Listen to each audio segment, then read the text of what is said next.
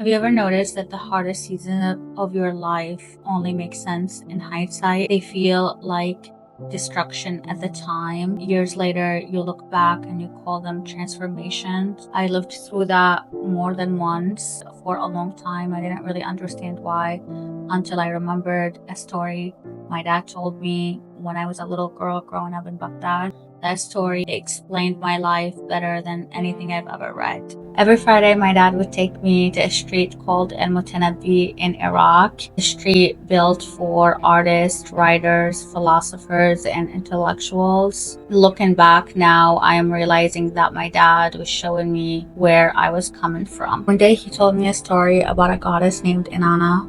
I forgot the story, or at least I thought I did. She was the goddess of beauty, love, abundance. She made a decision that wouldn't make sense for most people to go to the underworld.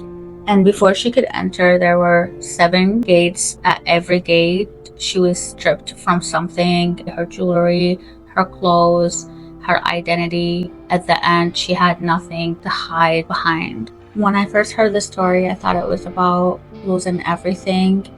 And now I'm discovering that it's about who you are when you lose everything.